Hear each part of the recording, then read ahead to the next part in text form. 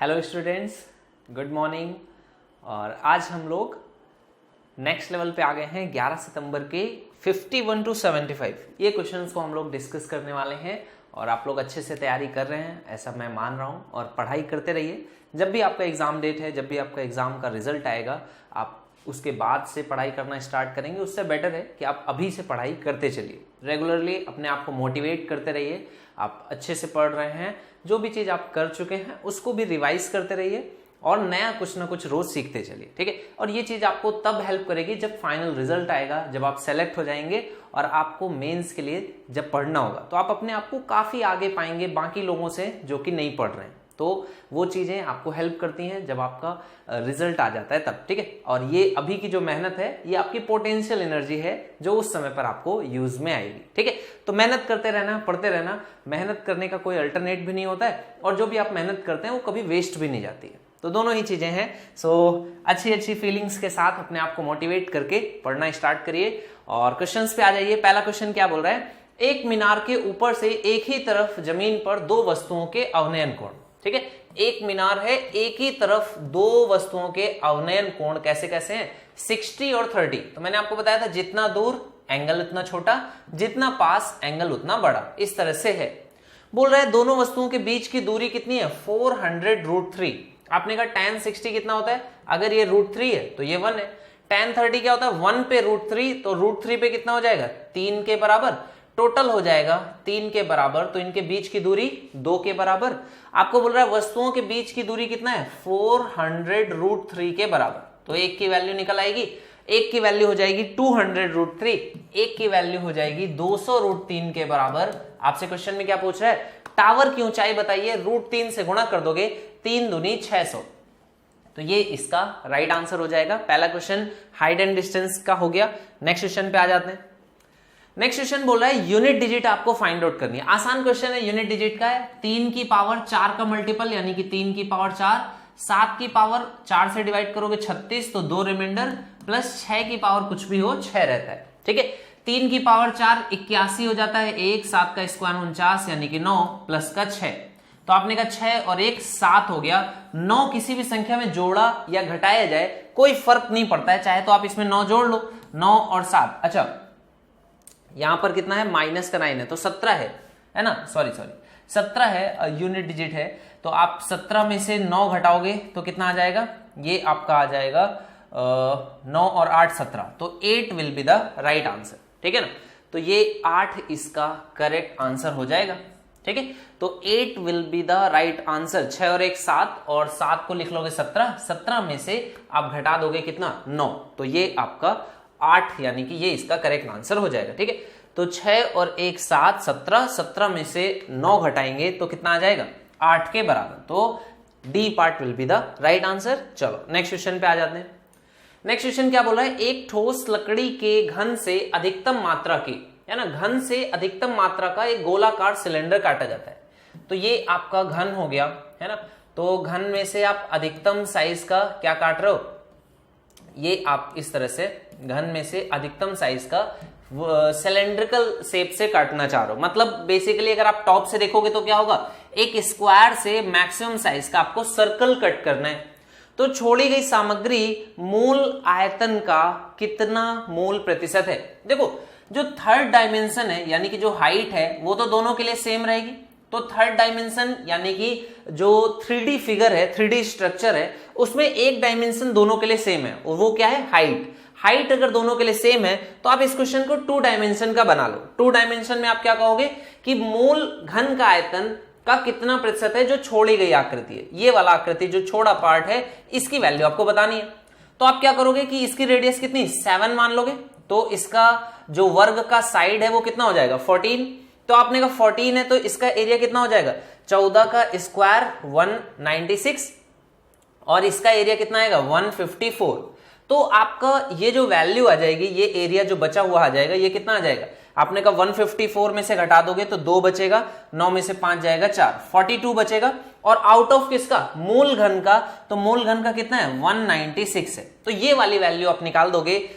2 से काटोगे तो 21 आएगा, 2 से काटोगे तो कितना आएगा? 9 दूनी 18 और 8 दूनी 16, तो 98 आ जाएगा। तो ये आपका आ जाएगा 98 और देखो 7 से कट जाएगा 7 त्रिक 21 और 7 से काटोगे 7 एकम 7 और यहां पर बचेगा 7 चौको 28। तो 3/14 आएगा। 3/14 का प्रतिशत आपको निकालना है, ठीक है ना। तो हम लोगों ने क्या किया, 3 डायमेंशनल स्ट्रक्चर को 2 डायमेंशनल स्ट्रक्चर में कन्वर्ट कर लिया। अब 1/14 कितना होता है, 1/14 होता है 7.14 के बराबर। तो 7 से 1/7 होता है 7.14। तो 3 से गुणा करोगे तो कितना आएगा, 21.14 होते हैं 42, 21.42% के बराबर। तो 21.42 है, निकटतम पूर्णांक पे जाओगे तो 21 will be the right answer. बात समझ में आ गया, क्वेश्चन समझ में आ गया। चलो अगले क्वेश्चन पे आ जाते हैं। नेक्स्ट क्वेश्चन क्या बोला है, एक निश्चित कार्य करने के लिए ए की बी की दक्षता का अनुपात, ए और बी की जो दक्षता का अनुपात है कितना है, 3 और 7 के अनुपात में है। एक साथ काम करने पर वो 10.5 दिनों में काम पूरा कर सकते हैं। एक साथ काम करेंगे, एफिशिएंसी 10, 10.5 दिनों में काम पूरा करते हैं, यानी कि काम टोटल है कितना, 105 के बराबर। बात समझ में आ गई। बोल रहा है वे 8 दिनों तक एक साथ काम करते हैं। 10 एफिशिएंसी से 8 दिनों में 80 काम कर लेंगे, बचेगा कितना, 25। और बोल रहे हैं शेष कार्य का 60% अकेले ए द्वारा किया जाता है। 8 दिनों तक एक साथ काम करते हैं, शेष कार्य कितना हो गया, 25। और इसका 60% मतलब 3/5। ये आपको पूछ रहा है शेष कार्य का 60% ए द्वारा कितने दिनों में किया जाएगा। ए की एफिशिएंसी है 3 से काटोगे 3, 5 से काटोगे 5, आपका आंसर कितना आ जाएगा, 5 डेज के बराबर। 5 डेज यानी कि B part will be the right answer. चलो बढ़िया, नेक्स्ट क्वेश्चन पे आ जाओ। अगले क्वेश्चन बोला है किसी वस्तु की कीमत में 25% की कमी आई थी और तब उसकी बिक्री में x% की वृद्धि आ गई, ठीक है। तो बताना है राजस्व की प्राप्ति में 20% की वृद्धि होती है। 20% की वृद्धि मतलब 5 से 6। कीमत में कमी आई थी 25% यानी कि 4 से 3। तो आप बताओ बिक्री में कितनी वृद्धि होगी। आप कहोगे 3 से 6 जाने के लिए 2 से गुणा, 4 से 5 जाने के लिए 5/4 से गुणा। तो नेट इफेक्ट यहां पर देख लोगे 5 से कितना हो गया, 8 के बराबर। तो आप कहोगे इतनी वृद्धि हुई होगी बिक्री में, तब जाकर के राजस्व में इतनी वृद्धि आएगी। तो आपने कहा 3 की वृद्धि है 5 पे, 3/5 यानी कि 60% के बराबर। देख लो क्वेश्चन, है ना। आपको ये बेसिक सा फॉर्मूला अगर पता है तो आप इस क्वेश्चन को कर सकते हो कि राजस्व जो होता है वो किसके बराबर होता है, मूल्य और उसमें भी कितने की बिक्री हो रही है उसके बराबर। तो मूल्य गुणे बिक्री, है ना। तो मूल्य आपको पता है 25% की कमी आ गई, बिक्री हमें पूछ रहा है और आपको ये पता है राजस्व यानी कि रेवेन्यू कितना जनरेट हो रहा है ना। तो रेवेन्यू पे बेस्ड क्वेश्चन था। अगला क्वेश्चन है 13 संख्याओं का औसत कितना है। 13 संख्याओं का औसत है 47। 13 नंबर्स है, इनका औसत दिया है 47। पहली 3 संख्याओं के बारे में बता रहे क्या है, पहली 3 संख्याओं का औसत 39 है, ठीक है। इसके आगे अगली 7 संख्याओं का, अगली 1 2 3 4 5 6 7, अगली 7 संख्याओं का औसत कितना है, 49 है। अच्छा ओके, नो प्रॉब्लम। 11वीं संख्या 12वीं से, यहां पर 11th नंबर है, यहां पर 12th होगा, यहां पर 13th होगा, इनमें रिलेशन बताएगा। यहां पर क्वेश्चन को रोक देना, आप कहना 1 मिनट आ रहे हैं तुम्हारे पास। देखो सभी का एवरेज कितना है, 47। तो इनका एवरेज से कितना डेविएशन है, -8 का। और ऐसे कितने लोग हैं, 3 है, तो 8 × 24। इनका डेविएशन कितने का है, +2 का। और ऐसे कितने लोग हैं, 7 लोग थे, तो 7 दूनी 14। तो प्लस का 14 यहां पर है माइनस का 24। तो आपने कहा नेट डेविएशन कितने का आएगा, -10 का। तो ये लोग -10 डेविएशन दे रहे हैं, तो ये तीनों क्या करेंगे, 47 एवरेज तो मेंटेन करेंगे ही करेंगे और 10 का प्लस का डेविएशन भी देंगे। तो 47 का गुणा 3 में करोगे कितना आ जाएगा, 45 या 135 और ये हो जाएगा 141। 10 जोड़ दोगे तो 151। ये इसका सम आ जाएगा, किसका, 11 12 और 13 का। अब देखो 11वीं 12वीं और 13वीं में रिलेशन देगा। 11वीं संख्या 12वीं से 2 गुना है ना। तो 12वीं से 2 गुना है और 12वीं संख्या 13वीं से 3 कम है। तो अगर 11वीं संख्या 12वीं से 2 गुना है तो 12वीं x मान लो, तो 11वीं कितनी हो जाएगी, 2x। और ये इससे 13वीं से 3 कम है, तो 13वीं इससे 3 ज्यादा है। तो ये संख्याएं आ गई, टोटल जोड़ दोगे तो कितना आ जाएगा, 4x की वैल्यू कितने के बराबर हो जाएगी, 151 में से 3 घटा दो 148 के बराबर। तो x की वैल्यू कितनी आ जाएगी, ये 74 का आधा कर दोगे तो ये कितना आ जाएगा, 37। तो x की वैल्यू कितनी आ गई, 37 के बराबर। आपसे पूछा 11वीं और 13वीं संख्याओं का औसत, 11वीं और 13वीं। तो 37 में 3 जोड़ोगे 40 और 37 का दोगुना कर दोगे तो 74, तो 74 और 40 टोटल सम करोगे 110 और 114, तो 114 के बराबर, तो आपका औसत कितना आ जाएगा 57 के बराबर। अब देखो ये क्वेश्चन इतना कैलकुलेशन करना ही पड़ेगा, आप इससे शॉर्ट नहीं कर सकते हो। आप यहां पर इन तीनों का जो सम निकालने में थोड़ा बहुत शॉर्ट कर सकते हो, वो किया आपने, जो कि एवरेज का डेविएशन मेथड आपने लगा दिया। करेक्ट एवरेज से डेविएशन यहां पर कितने का है, माइनस का है, यहां पर कितने का है, प्लस का है। नेट डेविएशन आपने निकाल लिया माइनस का 10, तो ये लोग माइनस का 10 दे रहे हैं, करेक्ट एवरेज से डेविएशन 0 होता है, तो ये प्लस का 10 देंगे ये तीनों लोग मिलके, तो इनकी वैल्यू कितनी होगी 47, 47, 47 तो रहेगी ही, प्लस का 10 एवरेज से डेविएशन भी देंगे। तो ये टोटल सम कितना आ गया 151 के बराबर। इसके बाद का रिलेशन आपने यूज कर लिया और जल्दी से क्वेश्चन को सॉल्व कर लिया। बात समझ में आ गया? चलो अगले क्वेश्चन पे आ जाओ। नेक्स्ट क्वेश्चन है, ट्राइंगल एबीसी में एंगल ए आपको दिया गया है 52 डिग्री के बराबर। एंगल ए आपका 52 डिग्री दिया गया है। चलो इसके आगे क्या दे रहा है, ओ त्रिभुज का लंब केंद्र है बीओ और सीओ एसी और एबी पर मिलते हैं, ठीक है ना। तो ओ आपका लंब केंद्र है, यानी कि ये परपेंडिकुलर डाला, ये आपने इस तरह से परपेंडिकुलर डाला, तो ये आपका ओ लंब केंद्र हो गया। और एसी और बीसी से क्रमशः जब ई और एफ पर मिलते हैं, है ना, तो कौन कौन है, एसी और बीसी से बीओ, तो बीओ ई पर मिलता है, सीओ एफ पर मिलता है, ठीक है। तो आपको बताना है, क्या बताना है, ओबीसी और ओसीबी। तो ओबीसी यानी कि ये वाला एंगल और ओसीबी यानी कि ये वाला एंगल, क्या बोल रहे हैं, इसके द्विभाजक। ओए होए, तो ये क्वेश्चन तो बहुत बढ़िया बन गया भाई, दो एंगल की प्रॉपर्टीज आपसे पूछ ली है ना, बहुत अच्छा क्वेश्चन हो गया। तो ये यहां पर एंगल बाइसेक्टर्स यहां पर मीट करते हैं और ये किस पॉइंट पर, पी पर मिलते हैं। तो ये पॉइंट कौन सा है, पी पॉइंट है। तो आपको बताना क्या होगा, बीपीसी का मान। क्वेश्चन तो बहुत आसान है। देखो अगर ये 52 डिग्री है ना, ये कितना है 52 डिग्री एंगल है, तो जो लंब केंद्र बनता है ना, लंब केंद्र पर जो कोण होता है वो कितना होता है 180 माइनस कर देते हैं। कैसे आता है वो भी सीख लो भाई। ये 90, ये 90 और ये आपका क्या है, एक क्वाड्रिलेटरल है, चतुर्भुज है, तो दो 90 हो गए, तो तीसरा और बाकी दोनों का सम कितना होगा 180, तो ये 52 है, तो 180 में से 52 आप क्या कर दोगे, घटा दोगे, तो ये वैल्यू लंब केंद्र पर बना हुआ कोण निकल करके आ जाएगा, कितना आ जाएगा 128 डिग्री के बराबर। और ये 128 डिग्री अब इस वाले ट्राइंगल के लिए, ये जो नया ट्राइंगल आपके लिए फॉर्म हो गया बीओसी, बीओसी के लिए एक तरह से ये क्या है, ये आपका शीर्ष का कोण है। तो ये क्या है, एंगल बाइसेक्टर्स कहां पर मीट करते हैं, इन सेंटर पे मीट करते हैं। तो इन सेंटर पे कोण क्या होता है 90 प्लस a बाई 2, तो 90 प्लस a बाई 2 कर दोगे तो 90 और इसका आधा करोगे 128 का 64, तो 90 में से 64 आपको जोड़ देना है 64, तो ये इसका आंसर कितना हो जाएगा 154 के बराबर। जिन बच्चों को प्रॉपर्टी पता है डायरेक्टली क्वेश्चन को पढ़ेंगे, जहां लिखेंगे तो ये हो जाएगा 180 माइनस और बीपीसी कितना आएगा 90 प्लस a बाई 2 के बराबर। चलो नेक्स्ट क्वेश्चन पे आ जाओ। नेक्स्ट क्वेश्चन देखो क्या कह रहा है।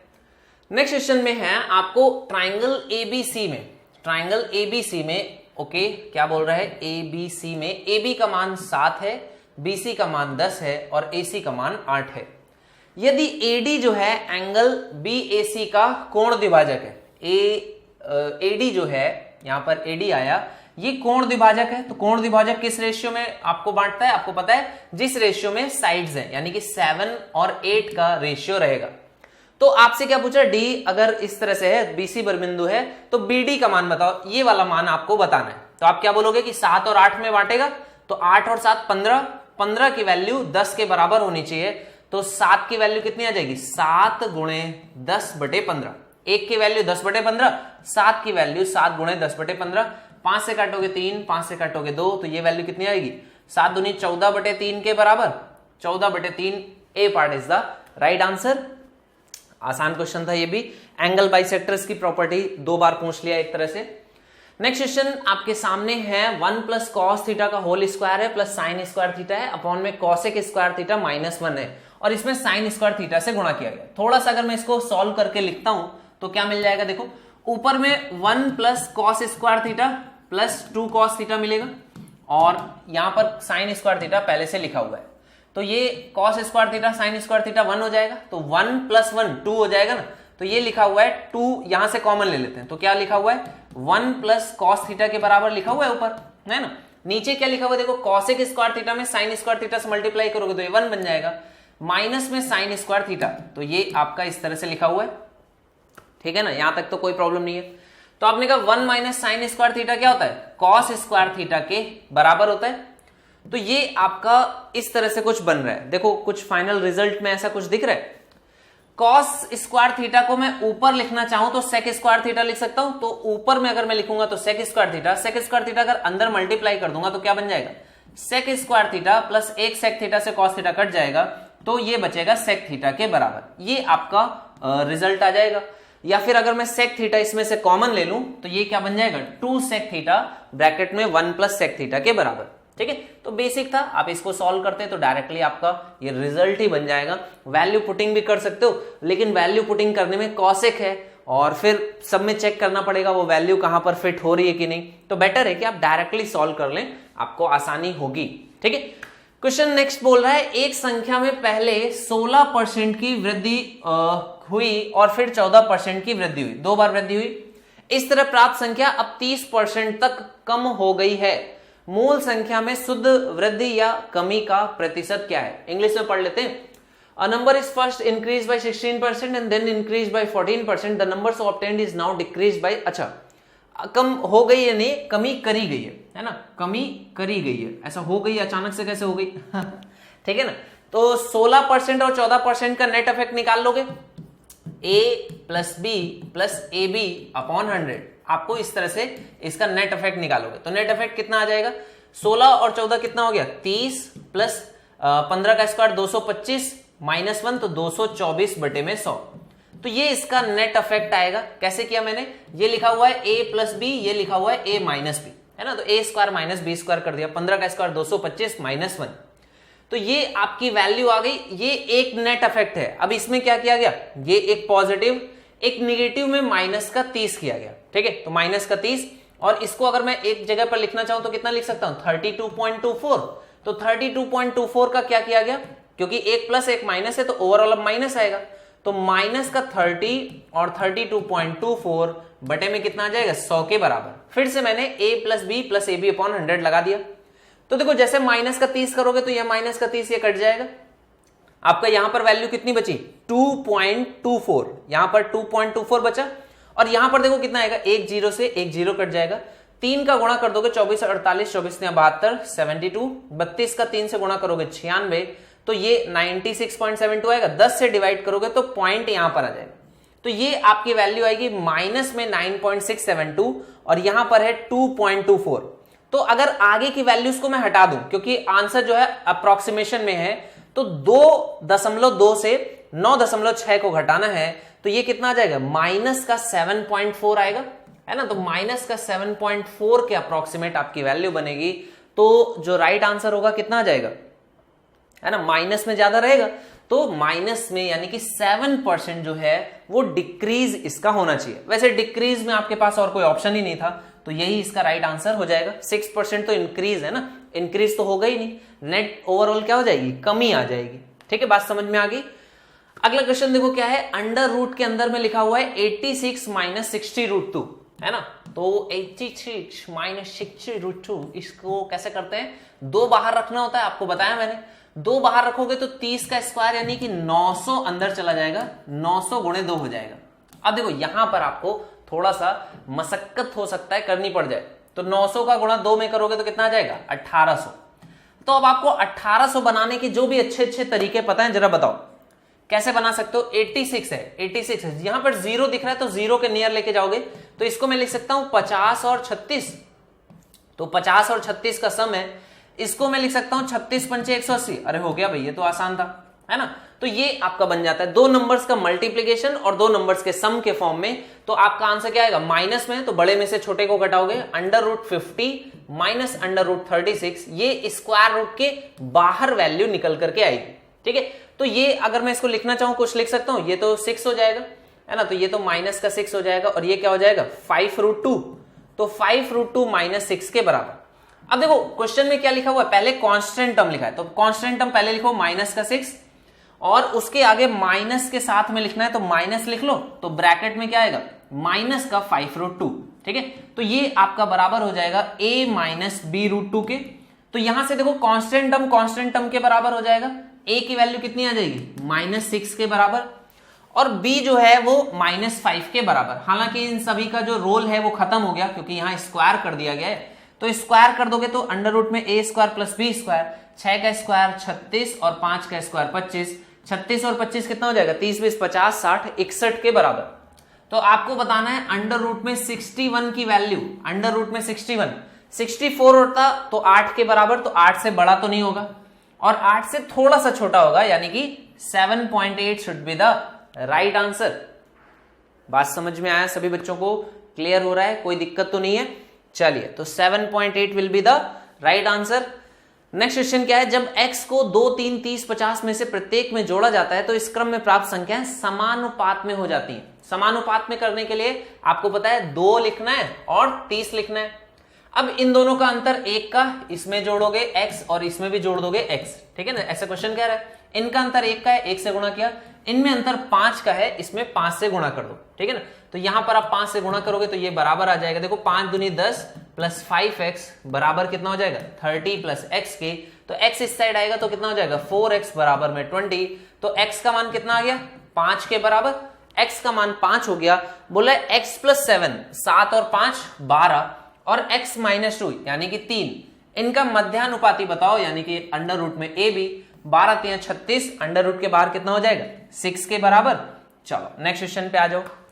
नेक्स्ट क्वेश्चन बोला है, एक दुकानदार ने 120 क्विंटल गेहूं खरीदा, इसका 20% हिस्सा 25% के नुकसान पे, और पूरे लेन देन पर 25% का लाभ हासिल करने के लिए उसे शेष कितने में बेचना चाहिए। तो ये क्वेश्चन कौन सा है, ये क्वेश्चन है आपका एलिगेशन का, है ना, एलिगेशन का क्वेश्चन हो गया। और इसमें जो 125 किलो दिया गया है वो आपको मूर्ख बनाने के लिए दिया गया है, तो आपको मूर्ख नहीं बनना है, ठीक है। आप क्या कहोगे 20% का मतलब 1/5, तो बचा हुआ कितना है 4, इसको 25% के लॉस पर बेचा, यानी कि माइनस में है।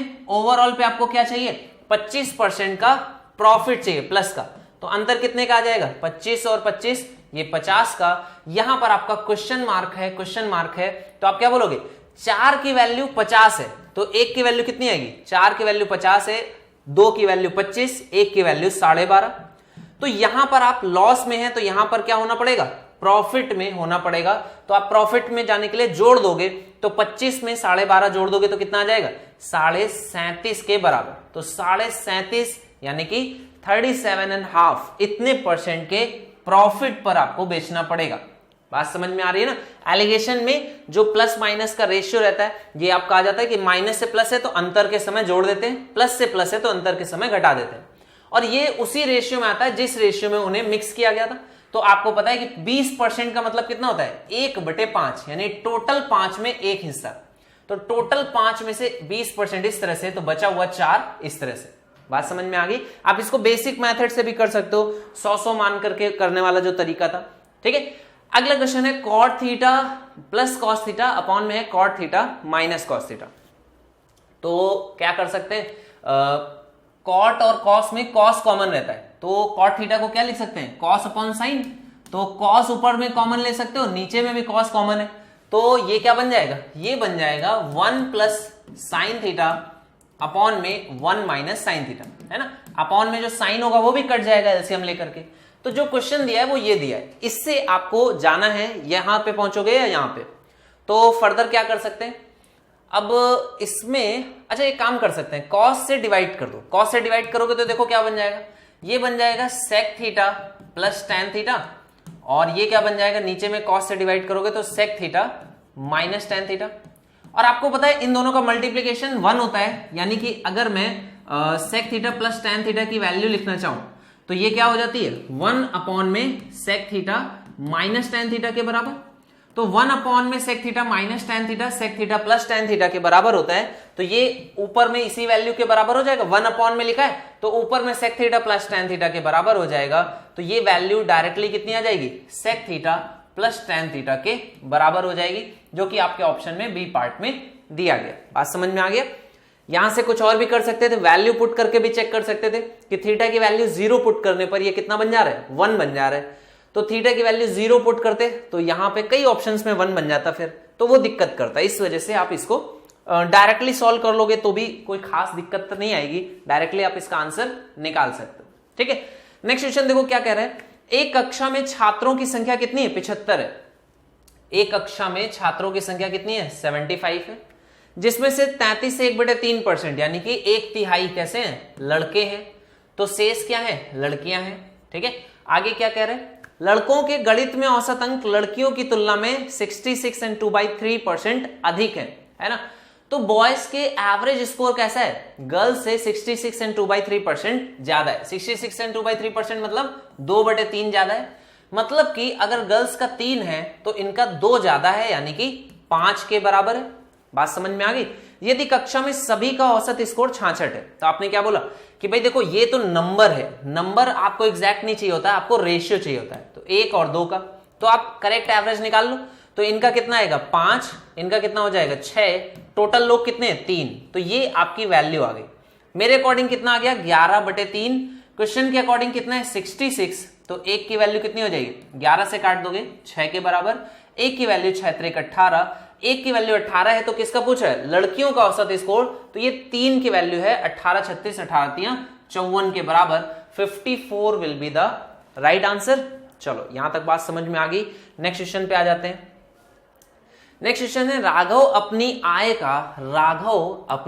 का क्या करता है? 80% खर्च कर देता है। ठीक है, 80% खर्च करता है मतलब अगर 100 रुपए कमाता है तो 80 खर्च कर देता है और 20 क्या कर लेता है? बचा लेता है।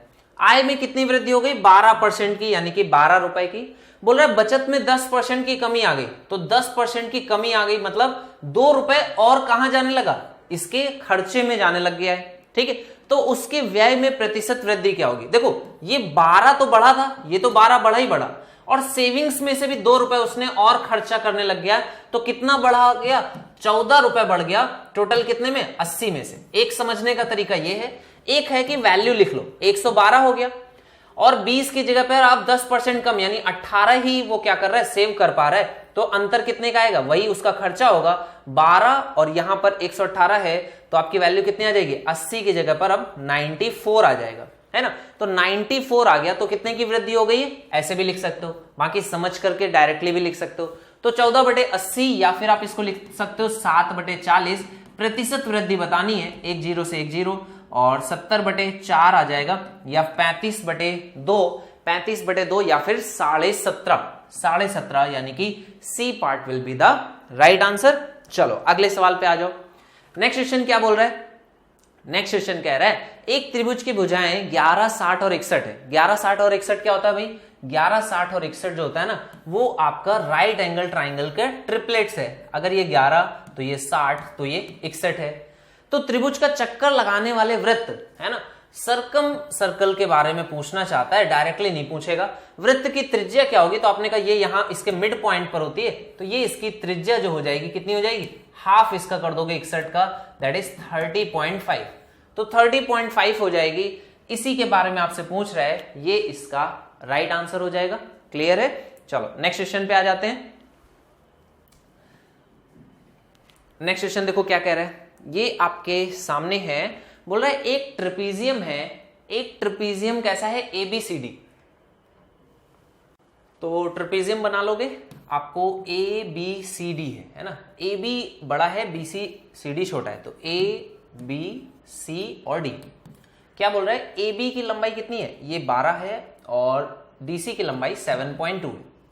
बोल रहा है उस रेखाखंड की लंबाई जो इसके विकर्णों के मध्य बिंदुओं को, विकर्णों के मध्य बिंदु कहां पर होते हैं? यहां पर और यहां पर। ये भाई डायरेक्ट रिजल्ट बेस्ड क्वेश्चन है, डायरेक्ट रिजल्ट पे बताया गया है। ये M हो गया, ये N हो गया, तो MN की लेंथ क्या होती है? हाफ, और ये जो पैरेलल साइड से इनका डिफरेंस, तो 12 - 7.2।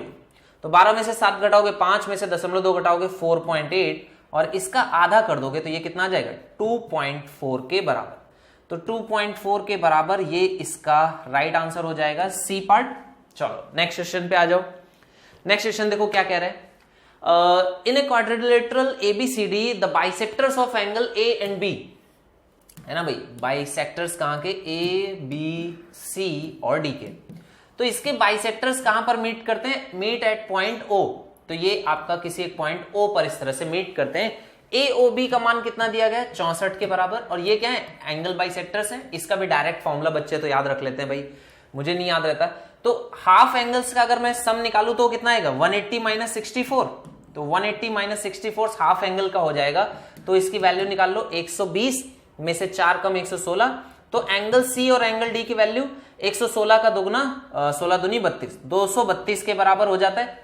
तो आपसे क्या पूछा सी और डी का मान बताइए, तो ये तो हो गया क्वेश्चन ऐसे ही है ना। ये आपका सॉरी ए और बी का मान आएगा, तो ये आपका ए और बी का वैल्यू आ गया। सी और डी का कितना आ जाएगा 360 में से इसको आप घटा दीजिए, तो 360 में से 232 घटा देंगे कितना आएगा 300 में से 200 घटेगा 100, 160 में से 30 घटेगा 130, और 130 में से 2 घटेगा तो 128 के बराबर। ठीक है, ये भी क्वेश्चन हो गया। नेक्स्ट क्वेश्चन पे आ जाओ। नेक्स्ट क्वेश्चन बोला अनु ने कुछ लाभ में 480 रुपए में एक लेख बेचा। 480 क्या है उसका सेलिंग प्राइस है, और अगर उसने इसे 400 रुपए में बेचा होता तो प्रारंभिक लाभ के, अगर ये इसको 400 में बेचती तो प्रारंभिक लाभ के 1/3 के बराबर नुकसान होता। मतलब यहां कहीं पर आपका कॉस्ट प्राइस की लाइन है कि अगर प्रॉफिट 3 हो रहा है तो उसका 1/3 यानी 1 का नुकसान होता। तो अंतर कितने का है 80 का, आपके अकॉर्डिंग अंतर कितने का था 4 का, 4 की वैल्यू 80, 1 की वैल्यू 20, तो आप यहां से निकाल लोगे 20 है, यानी कि कॉस्ट प्राइस कितना हो जाएगा 420 के बराबर। लेख का लागत मूल्य ही पूछ रहा है 420, 420 will be the right answer. चलो नेक्स्ट क्वेश्चन पे आ जाओ। नेक्स्ट क्वेश्चन बोला है साइन थीटा बराबर है √3 cos थीटा, तो ये tan थीटा की वैल्यू है √3 के बराबर, यानी कि थीटा कितना हो गया 60 के बराबर। तो आपसे क्या पूछना चाह रहा है 2 sin स्क्वायर थीटा, तो 2 लिखोगे sin स्क्वायर थीटा कर दोगे तो sin 60 √3/2, तो ये हो जाएगा 3/4, प्लस cos 60 होता sin 30 यानी 1/2, तो ये हो जाएगा 2 का स्क्वायर यानी कि 4, प्लस में क्या लिखा हुआ है sin थीटा sec थीटा, तो sin थीटा और अपॉन में cos थीटा यानी कि tan थीटा, तो ये वैल्यू हो जाएगी √3, और cosec थीटा cosec 60 यानी कि 2/√3 के बराबर, तो ये हो जाएगा 2/√3 के बराबर। अब देख लो कुछ कट जाएगा, ये 2 से कट जाएगा 4, यहां पर 2 बचेगा, तो आप क्या करो 2√3 एलसीएम ले लो। 2√3 एलसीएम लोगे तो यहां पर √3 से गुणा हो जाएगा 3√3, यहां पर पूरा 4 दूनी 8 √3, यहां पर कितना हो जाएगा √3 से 2√3 से यहां पर भी पूरा गुणा हो जाएगा, तो ये कितना आ जाएगा 3 दूनी 6, और यहां पर 2 से गुणा हो जाएगा तो 4, तो ये आपका फाइनल वैल्यू आ जाएगा कितना आ जाएगा 6 और 4 10 प्लस 8 और 3 11, तो इस तरह से बनेगा ना। देख लो कहीं पर कुछ मिस्टेक हो रही है ऐसा लग रहा है। 2√3 लिया तो यहां पर √3 से गुणा हो गया, तो ये 3√3 बच रहा है आपका, ठीक है, और यहां पर कितना आ जाएगा 2√3 से गुणा होगा तो 8√3, और यहां पर 2√3 से गुणा होगा तो इस तरह से कुछ वैल्यूज आ रही है। तो sec स्क्वायर थीटा का मान 4 हो गया, sin थीटा sec थीटा यानी कि tan थीटा की वैल्यू √3 के बराबर, और cosec थीटा कितना हो जाएगा 60 है, sin 60 √3/2, तो ये 2/√3 के बराबर हो जाएगा। तो यहां तो सब कुछ करेक्ट है, और आपके आंसर में जो वैल्यूज हैं वो इस तरह से नहीं आ रही। चलो पूरा सॉल्व करके देख लेते हैं। तो ये आ गया कितना 10 + 11 √3, और अपॉन में कितना है 2√3 के बराबर। अच्छा अपॉन में √3 भी नहीं मिल रहा है, तो ठीक है, तो √3 से गुणा कर देते हैं। तो √3 से गुणा करोगे ऊपर नीचे तो कितना आ जाएगा, ये आपका बन जाएगा, नीचे में आ जाएगा 6, ऊपर में √3 से गुणा करोगे तो ये 33 हो जाएगा, और यहां पर 10 √3 के बराबर आ जाएगा।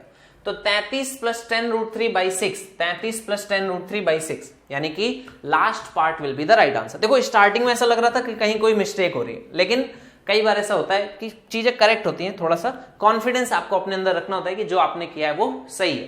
ठीक है, नेक्स्ट क्वेश्चन है 32 12 9 के एक आकार के 2 घनों में पिघलाया जाता है, को एक ही आकार के 2 घनों में पिघलाया जाता है, तो घन के सतह का क्षेत्रफल का दोनों घनों की सतह के क्षेत्रफल से अनुपात आपको बताना है ना।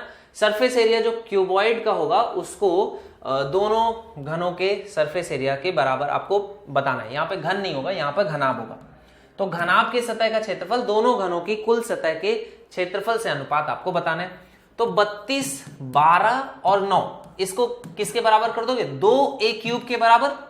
तो देखो 2 से कटेगा तो यहां पर कितना आ जाएगा 16, ठीक है, और यहां पर 16 हो गया। तो अब a³ है, a³ यानी परफेक्ट क्यूब्स बना लो, तो 9 में से 3 अलग ले लोगे तो 27 हो जाएगा। यहां पर बचेगा 4, 16 चौको 64। तो a की वैल्यू कितनी आ जाएगी, ये 4 और ये 3, तो 4 3 12, यानी कि एक जो घन है उसका साइज कितना आ जाएगा, 12 सेंटीमीटर के बराबर।